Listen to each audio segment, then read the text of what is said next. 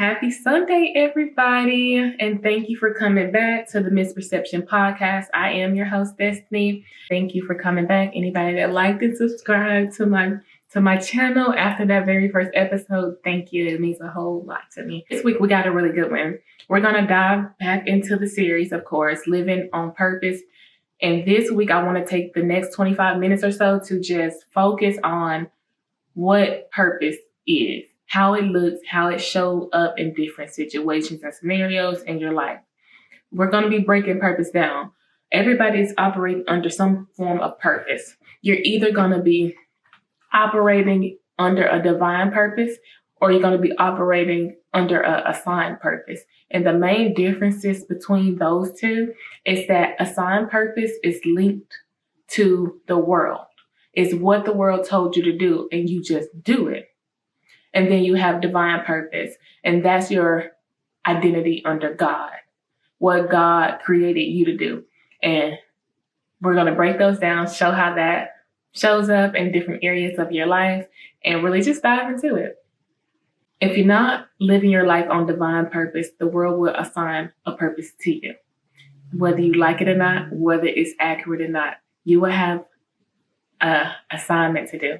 Assigned purpose is nothing more than an assignment. It's a task for you to complete.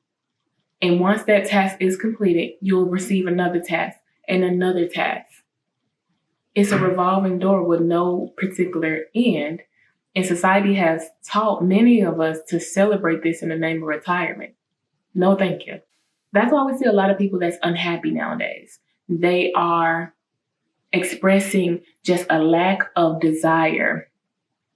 There's no passion in living anymore. People are feeling uninspired at all-time highs now, and they're expressing it vocally because people are realizing that this revolving door of assigned purpose keep you in a loop of just frustration, because it's like you're forced to exist in a space that you don't want to be in, forced to uphold a lifestyle and survive in a lifestyle that you necessarily did not sign up for. And we're doing it year after year, time after time, decade after decade, and people are confusing this assignment with purpose.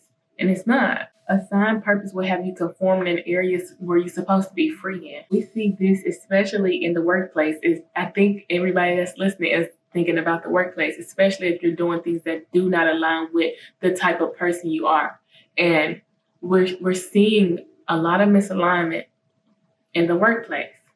That people are expressing, and I was one of them, expressing how much hatred it is to go to work every single day, how pointless it feels ultimately, because it doesn't necessarily take you any further to the dreams and aspirations that you have in your mind and in your heart.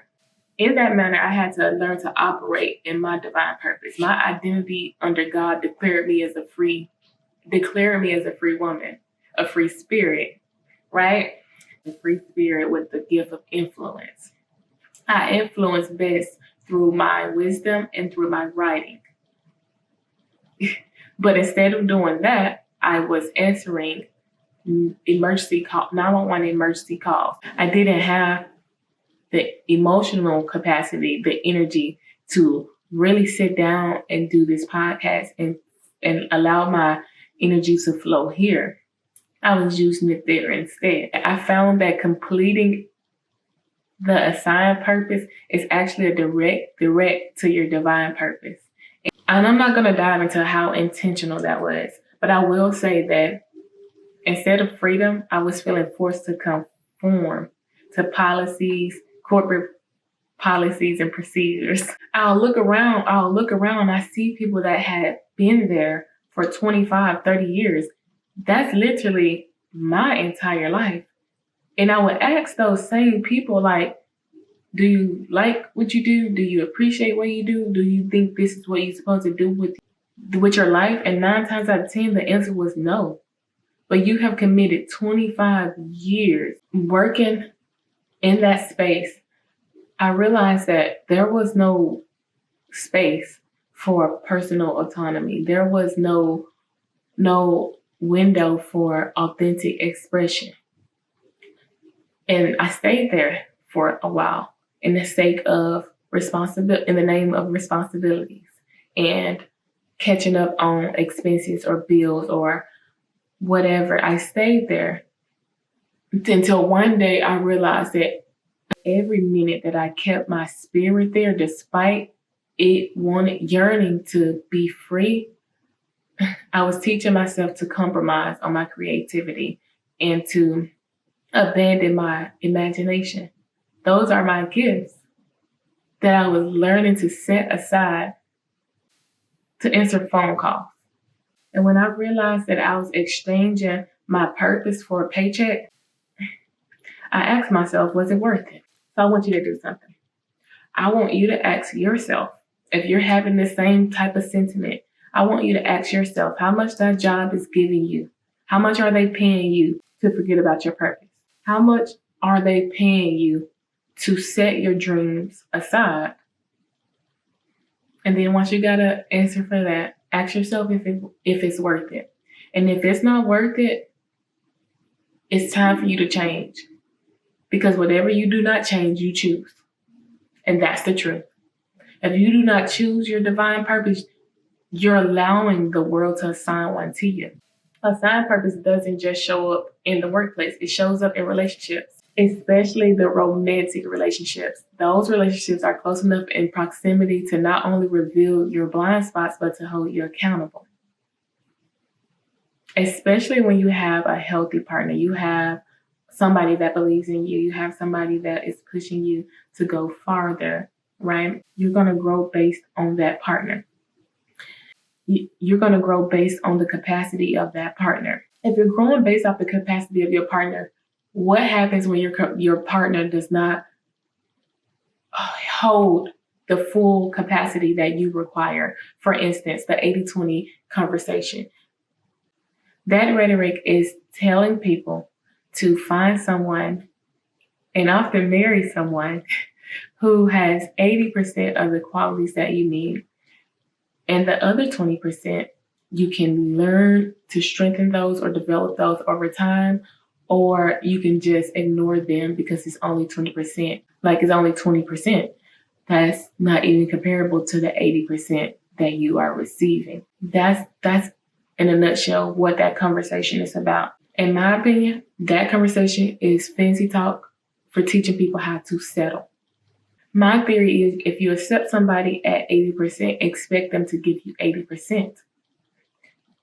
They're not even obligated at this point to give you anything beyond 80 because you accepted 80. The problem with that missing 20% is if that's prolonged for a period of time, an extended period of time, then that 20% will be the factor that compromises your situation. The misperception behind this is believing 80% is good enough and that 20% is so minor it can be overlooked. But what if that 20% is what gets you to purpose? Purpose requires 100%. If you are accepting 80, that is literally the deciding factor on if you reach purpose or not. That 20% is the deciding factor as that additional 20%, that 20% is the deciding factor of if you will reach purpose or not. What if that person does have the capacity to grow? Let's say they do have the capacity to grow. We do not control timing. So ask yourself at this point in time, if my partner is giving me 80% or 85%, if you're lucky, right?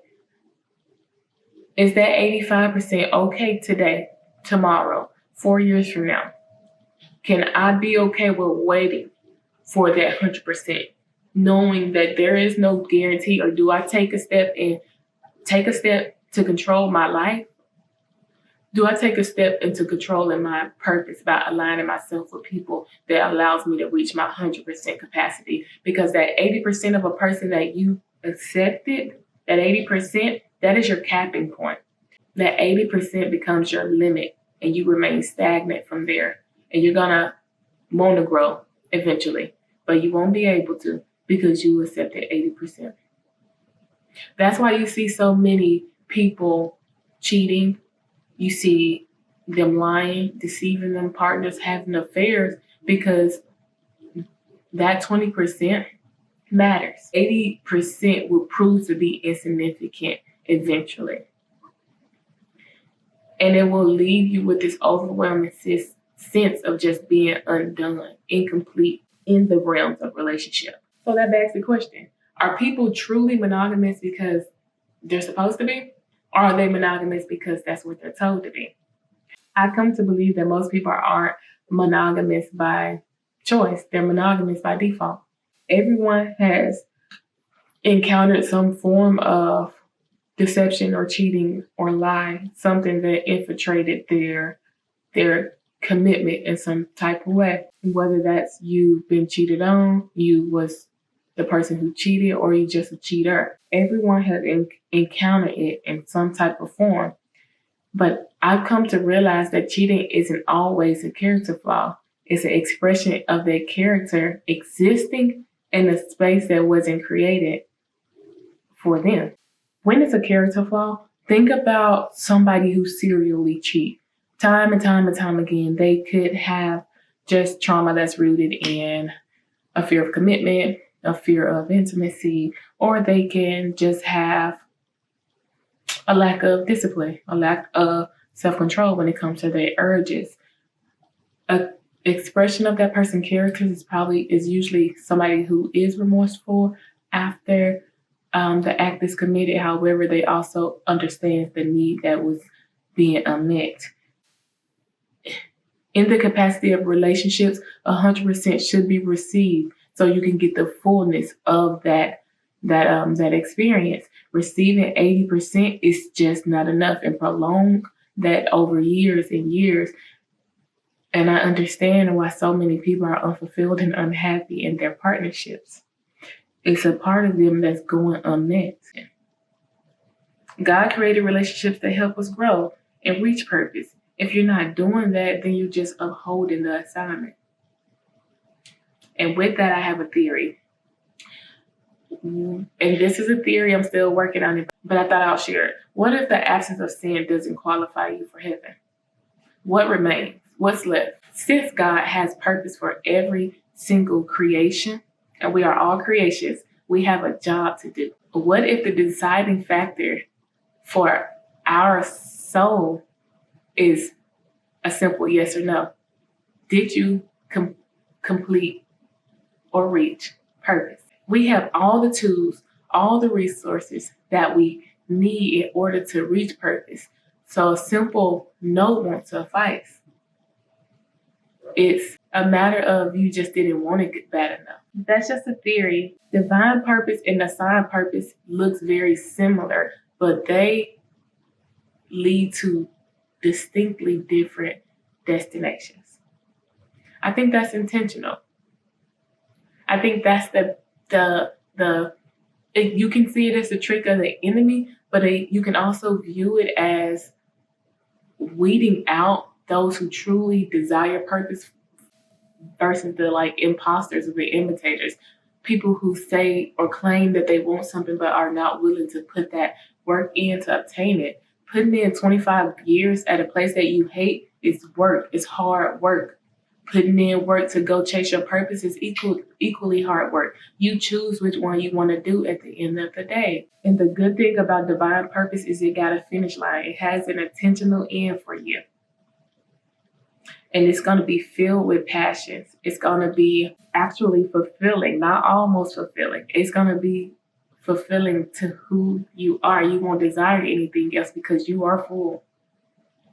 It's going to be filled with happiness. And then the most important part of it is you get to use your gifts while you obtain all of that. You have everything you need today to go attempt to reach purpose. Matter of fact, you had everything you need yesterday to go reach purpose. I had this conversation with my sister once about purpose, and I was expressing to her that, oh, my dreams, my desires, everything that I crave in my spirit to influence, to motivate, to share my experiences, to be vulnerable, to really change people's hearts. I supposed to share that with the world. This in my spirit tells me I'm supposed to be living an extraordinary lifestyle. What about you? What is your big purpose? She said, I don't think I have a big one. I am here to assist people on their journeys. And it really changed my perspective on purpose. Everybody's purpose isn't going to be this large, big, extravagant thing that the world sees. Some people's purpose are more intimate, behind closed doors, where you are assisting people who are going to live extravagant lifestyles, who are going to change the world. So just take that for as it is. And it really blew my mind though, because she is my person. She is the person that I'm going to for advice, who I'll always go to for advice, who helps me grow, who motivates me, who believes in me. But she was like, no, I don't have a big thing. I'm here to help you. And whoever else God aligns for me, I will use my gifts of being understanding, of being loving, leading with care, listening, and giving sound advice without feeling intrusive, but also holding that person accountable. That's a gift. That's a gift that most people do not have. So just understanding what you have to offer is going to help you on your road to purpose. So at the end of the day, you're probably asking yourself, why? Why chase purpose? And this is what we're coming to the end of this episode. So why? Why, Destiny? Why chase purpose? If God's telling you to do it isn't enough, realize that chasing purpose has the potential to change your social status, your economic status. It has the ability to mend relationships, to mend families. If you having a sibling feud, or you and your children aren't really seeing eye to eye, go chase purpose and watch it align for you. And then the most beautiful, beautiful thing about chasing purpose is it breaks generational curses. That's phenomenal in itself. You have the ability to change the entire trajectory of your lineage. And if that ain't enough, I don't know what else to tell you. If I'm going to leave you with anything, I want you to know that divine purpose is reached when you position yourself to do what God created you to do. And you already know this. You already have this information, even if you don't think about it on a daily basis. It's in your spirit. It's embedded in your soul. It's in the very essence of your being has the answer. You're going to have to do the work to find it. You just got to ask yourself, do you want it bad enough? Okay, so it's time for the quote of the day. It's time for the quote of the day. So this is cute. It's simple, but it is very deep to me.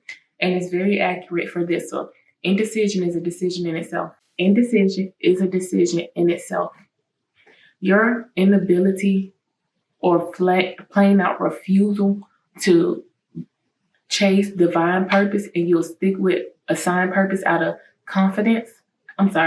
out of comfort, then that's a decision in itself. Choosing to chase your divine purpose is a decision, as is choosing to continue living life on assignment. You get to choose if you're going to uphold what God told you to do or you're not. And for many of us, that will decide what will happen in this lifetime for us, and probably even in the next one.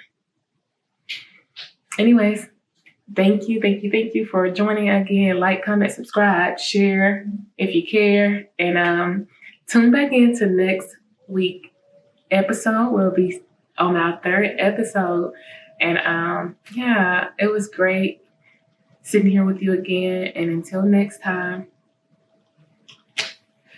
just go out there and try your best.